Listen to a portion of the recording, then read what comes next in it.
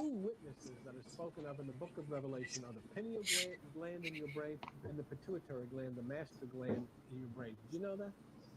And that all of the fighting that goes on and all of the different nations and the rivers and the seas all deal with your endocrine system of your body and that which is the upheaval in your body. And God, through revelation in the hidden mysteries of the East, is giving you directions on how you can put all of this together and how you can get your body and your mind in harmony. Isn't that nice? Or would we rather have it the way these guys on TV says God and Jesus are sitting up now plotting and planning the nuclear holocaust that they're going to unleash on the world called Armageddon when they kill a third of the people? You want to believe that? I don't think so. We've had enough of that nonsense. We've had enough of that literalism. Now we want to join into the new movement of unification of the world's people, peace to the animals, peace to the forest, peace to the seas, peace to all through Christ and through this new age of love. Isn't it? I mean, doesn't that make sense?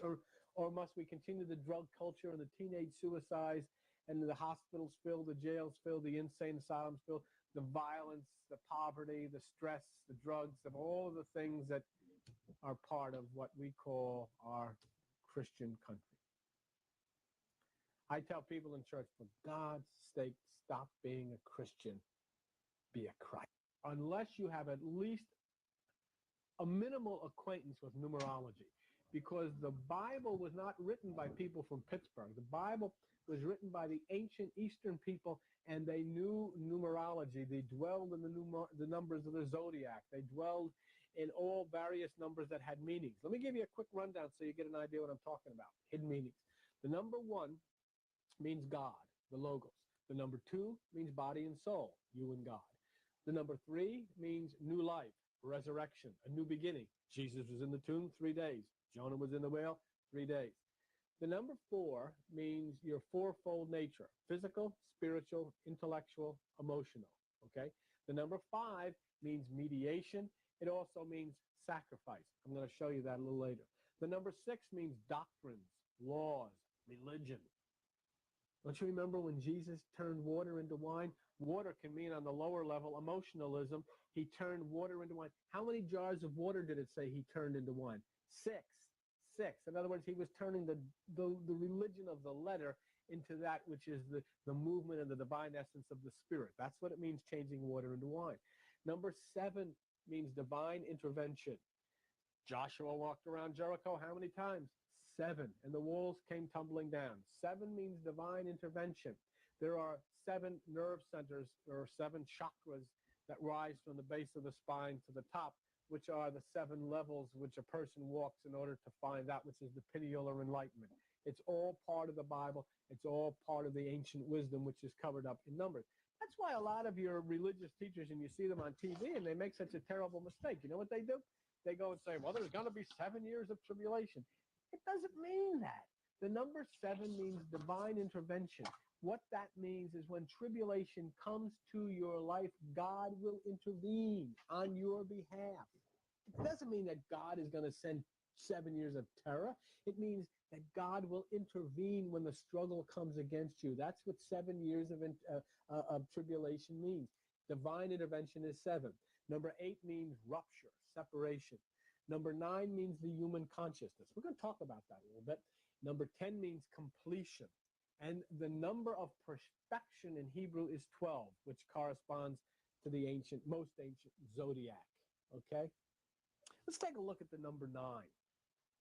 And I'll show you how you can get all fouled up if you don't understand these numbers. It's just like, you've heard these teachers teaching all the time. It's going to be 7 years of tribulation. It doesn't mean that. If God is love, would he send you 7 years of hell? Like they say, no, it means he will intercede. Look at the number 9. The numerical value to the word Adam in Hebrew in the ancient scriptures is 9. Everything had a numerical value, and that's why there is such mystery in the ancient scriptures, because they use numbers to deceive people who tried to think intellectually. You know what you're doing? You know what we're doing? We're reading the Bible intellectually in the same way as if you and I said, let's go shoot the bull, and then somebody said, oh, they're going out and kill an animal. That's because they read us literally. They didn't read us symbolically.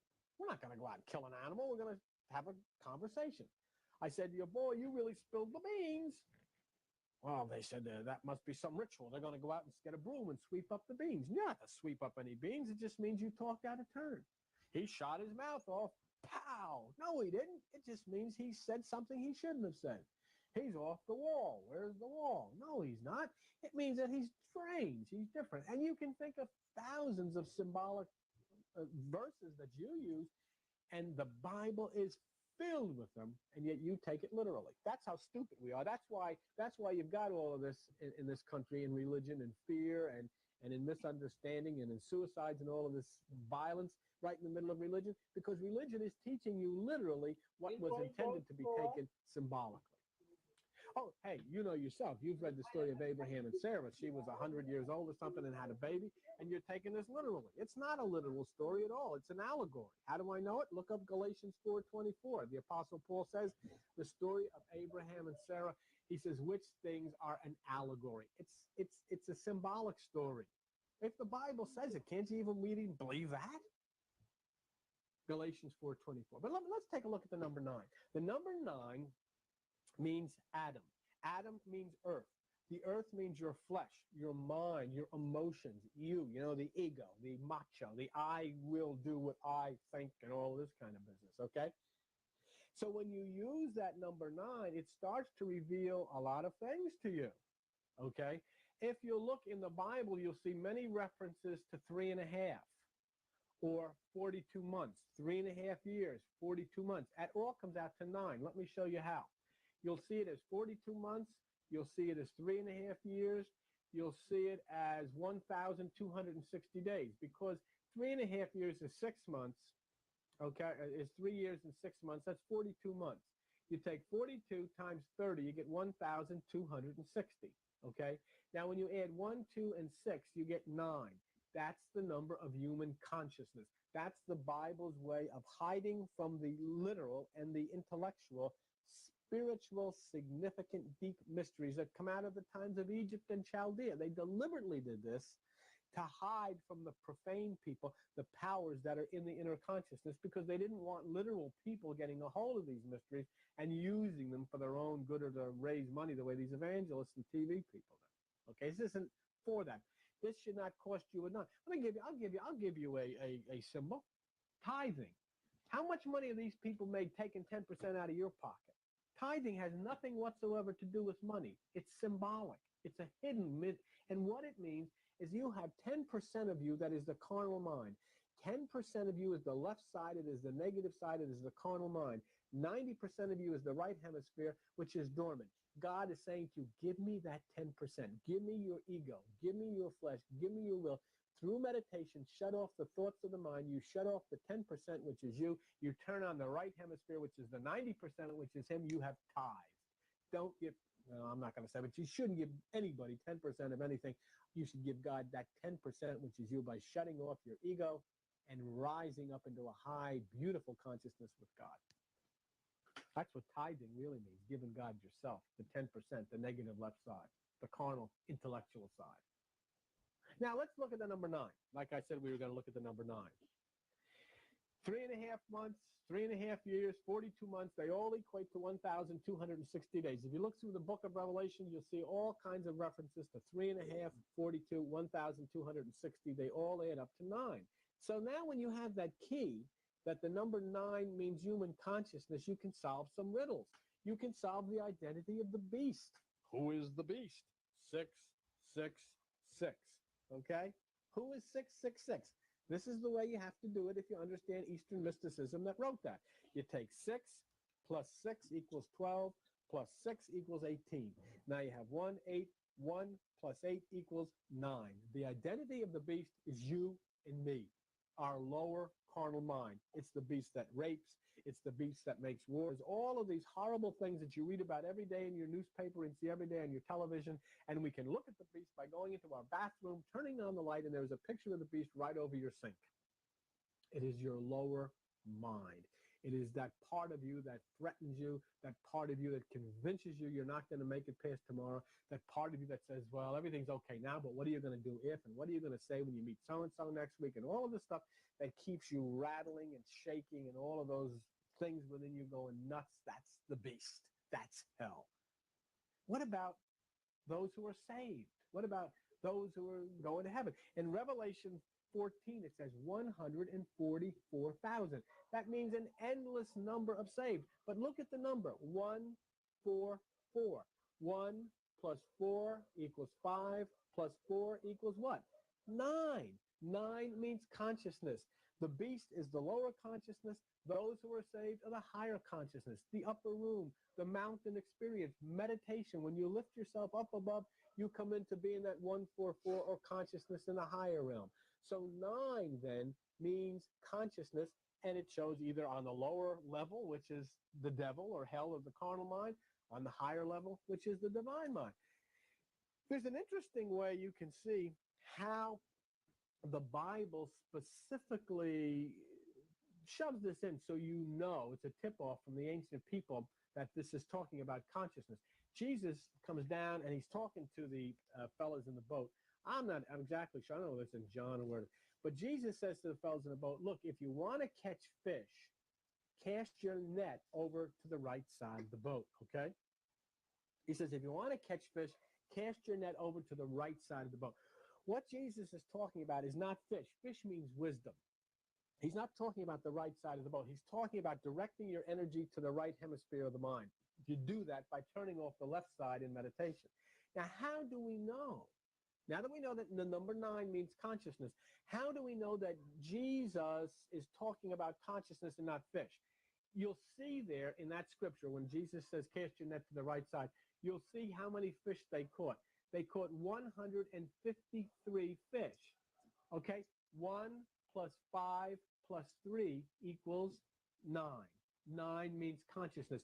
Therefore, Jesus is definitely saying, if you want to be filled with God's wisdom, if you want to be filled with God's understanding, if you want to be filled with God's knowledge of this universe and your place in it, then direct your energies to the right hemisphere. And Jesus told you how to do that by taking no thought. You must meditate. You must allow your eye to be single. You focus that energy right between your eyes and your forehead, and you focus energy there, and you bring yourself above all of those thoughts which are trying to destroy you. You bring yourself up into the bliss of the heaven which is within you, and then you fill with wisdom, you fill with understanding, and you start to activate the right hemisphere of your brain, which has been dormant all of your life. Look, you see the same thing in the sky. You see the same thing in nature. The sun right now, as we're sitting talking, the sun in the northern hemisphere is sitting at the right hand. It is sitting in the eastern sky. And what happens when it sits in the eastern, or it sits in the right hand? It brings to life all that was dormant during the winter. It's symbolic too. Paul says the unseen things of God should be made manifest by the things that you can see. In other words, when the sun in the heavens sits at the right hand of power in the eastern sky in the northern hemisphere, summer comes. Everything which was dormant during the winter is gone. Now there were flowers, now there was color, now there was new life. This is what it means. When the Son of Man, the desires of the flesh, the solar plexus is raised to the pineal, the light is at its highest, the power sits at the right hemisphere of the brain, okay? And that then brings to life all that has been dormant in your life during the winter of your soul. Doesn't it make sense? This is what it's about. This is what the hidden meanings of the Bible are about. Everything that is out is in. It is all within you and at your hands to activate it and call it into active participation in your life now. And it's never too late. If you're 8 or if you're 98, it doesn't make any difference, because once you raise your consciousness above the thoughts of the mind, there is no age. Well, it's time to take a little break here on the hidden meanings and tell you that our phone is open if you'd like to get more information. And boy, there's an awful lot of information to get, isn't there? I'd say, man, I'm telling you. Numerology. Isn't it interesting, like when you see how the ancient people used numerology and symbolisms in order to express deep spiritual truths? It's really a fascinating thing. Well, anyhow, if you'd like to call now, the telephone is 609-971-0537. And we'll send the information to you. There's nobody going to talk you into anything or sell you anything. We don't do that. Just to share the message of the new age of Christ and the new age of the Bible, to be able to understand the mysteries of the Bible by understanding symbolism. And you can get, it's just like saying, let's go shoot the bull. Well, you're not really going to go shoot a bull. And the Bible speaks the same way. Now, you can wait till the end of the show if you'd like and, call then and we'll get the information to you. But the phone number is 609-971-0537. Well, let's go back and listen to some more, okay? Thanks a lot for being with us.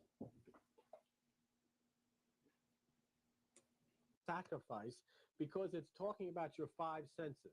You have five senses: sight, taste, touch, smell, hearing. Those are the five senses. Those are the five areas of your life which get us into trouble. We either see something, woo, we either say something, bad. We either hear something, gossip. We either chase something, booze or whatever, okay? Or we either sense something, smell something. Not too often do we smell something. Well, you never know. Anyhow, the number 5 becomes mystical in that Lucifer, whom you know became Satan, Lucifer was never a person, was never intended to be a person, was never anybody by the name Lucifer.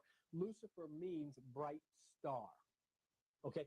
And the reason the name is given Lucifer, the star, and the reason the star, because it has 5 points: sight, taste, touch, smell, hearing, bright star. That means when your senses, your ego, are under control of the higher realm of God, then Lucifer.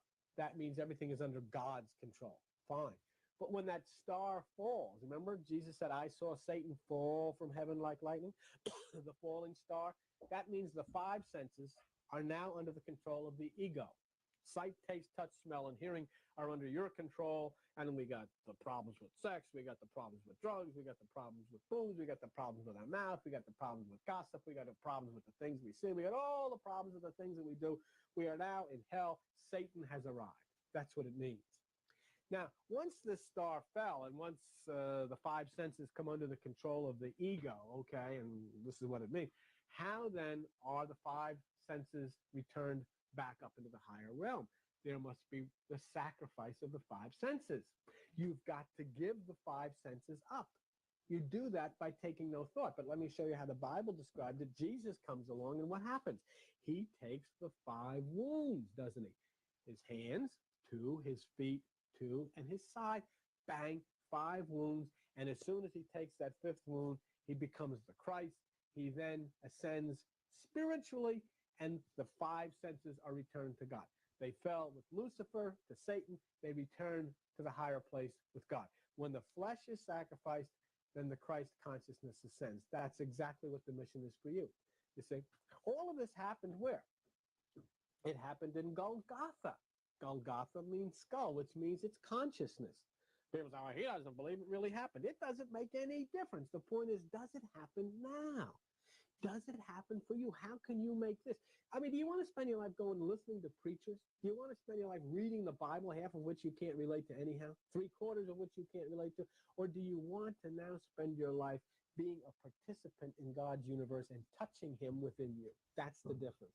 If so, then the 5 wounds must be taken spiritually as Christ, rising with him into the higher consciousness above human thought in the skull, Golgotha, okay? Let me show you how the 5 wounds are acted out in your body. It happens to everybody. The whole message is the changing of the 5 senses of the ego into a oneness with God, right? Okay, well, let me show you how this happens.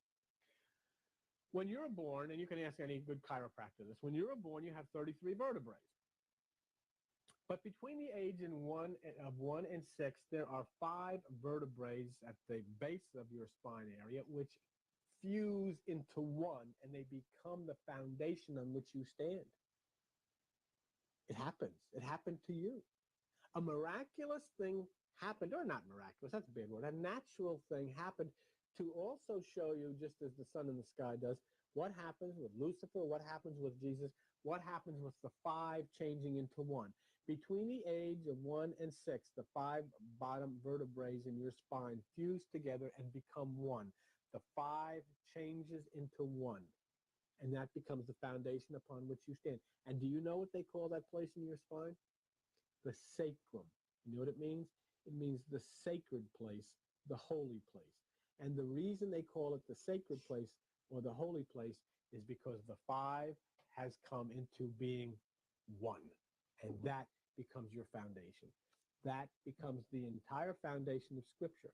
That becomes the foundation of the fall of man when the five are taken over by the ego, becomes the foundation of the resurrection of man when the five are given back through meditation and you rise up into Christ consciousness. That's what it's about. That's what happens. That's what the whole Bible is about. And that's why you should have at least some understanding of numerology. We have that in the little dictionary that we send out if you're interested in that, what the numbers mean. But you cannot look at the Bible and see these numbers. Every time you see the number 7 in the Bible, you can know. It's just like John Wayne in the movies. As soon as you see the number 7, you know that God has intervened. You remember that Esau and Jacob were at each other's throats, and Jacob thought Esau was going to chop his head off. But you know how you're tipped off that God is going to intervene and it's going to be peace? It says in the Bible in Genesis 33 or 34. Jacob got off of his horse, walked towards Esau, and bowed 7 times. Bingo! And then Esau came and hugged him. Right then, when he bowed 7 times, you knew it was going to be fine, because that number means divine intervention. Something from God is going to happen. I mean, Jesus expected his disciples to know that, because Jesus was talking to the disciples and they didn't understand what he was doing. And Jesus said, wait a minute, fellas, let me ask you a question. When we fed the multitudes, how many scraps or how many basketfuls were left over? And Peter said 7. 7. 7. And Jesus looked at him in the Bible and says, and you still don't understand? Don't you understand that when there is a divine intervention, this which is above the normal occurs? So you have to know numerology, and the first thing you'll know about it, in the numbers, you'll know that these people that taught you the 7 years of tribulation are nuts. It doesn't mean God's sending 7 years of trouble for anybody. It means in your trouble, he will intervene and get you out of it. Listen, well, thanks. Imagine making... Peace, peace, peace. Thanks for tuning in, family. Thanks for tuning in, man. I just like to post up things. I just like to post up stuff that, resonate with my spirit. Everything I listen to, I don't believe 100% of nothing I read or listen to. I chew the vegetables, spit out the seeds. Chew the fruit, spit out the seeds. I don't believe nothing is 100% true and right. But what I do take in, I take it and I add on to what I already know. I don't judge nobody on their belief system. You know what I'm saying? Only thing I'm with is truth. And what is truth is your truth. What you make to be truth is truth. I don't push nothing. I don't try to push nothing on nobody or nothing. You know what I'm saying? I just like the vibe. And the only person that I'm 100% with, and I feel I should be equal with in what I think about and what's my truth, is my wife. And I'm so glad that we both on the same page with that. So just know that, what I'm starting to do on my YouTube channel is just to post some things that, that to make people think. You know what I'm saying? I just want you to use your mind and just think. And I always will say this because I understand being in a religious man. And this is nothing against my Israelite brothers or sisters. Nothing against them, because I still love my brothers and sisters. You know what I'm saying? For those that love me, I love you. But I must say, being in that, well, let me put it like this. I'm 50 years old. A lot of people think I'm younger than what they just think I'm younger. They don't think I'm like 50. I'll be 51 November the 12th. I became an Israelite in like 2010, 2011. So I understand, I've been there, and I understand to have a religious mindset, right?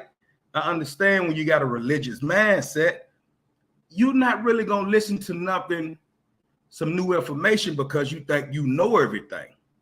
And you think what you know is right and what everybody else know is wrong.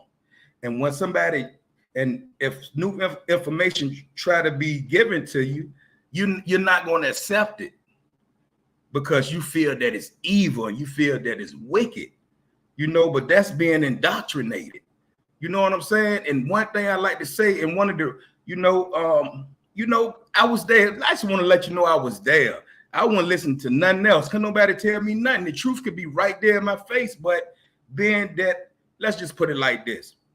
The way they described the God of the Bible, I was scared to read other books. Why? Because the Bible said it. It said, beware of many books. You know what I'm saying? And you know, the God of the Bible, let's be real, the God of the, and this is not to knock anybody, I'm talking about myself. And the God of the Bible is like, yo, it's like the God of the Bible cut your head off for reading another book. It said, beware of many books, for it makes you weary. It tells you, like, you just supposed to read the Bible. You know what I'm saying? It's just supposed to believe in the God of that Bible. But, you know, I come to understand that the God of the Bible is wicked. The God of the Bible is not the creator. But I also understand that it's a lot of good things in the Bible too, once you start to understand and know what different things mean. And you can, you know, what I take whatever's good, I take it. Whatever's bad, I leave it alone. You know, so I done learned things over the years. You know what I'm saying? To, you know, chew the vegetables and spit out the seeds. So when new information comes to you, just, it's going to resonate. It's going to feel right. So, you know, just do your due diligence and do your research and do your study on things. And, you know, it works out well. But thank y'all for tuning in, man. Make sure y'all share, like, you know, like I said before, I'm going to start doing some things with, you know, brother C-La Shalom. You know, I want to I want to start doing interviews. So I'm going to get with my brothers and, you know, just to interview my brothers, because I'd rather for them to be interviewed and be able to tell their truth, and, you know, instead of debating it, because those brothers got some good things to say. You know what I'm saying? And it'll be better that people hear them, you know, clear without having to debate it. You know what I'm saying? Because, you know, man, people, the truth be right there in your face, man. Smack you in the face. They'll say a mosquito bit them. You felt it. You know what I'm saying? So thank y'all for tuning in. Much love. And get back at y'all. Peace.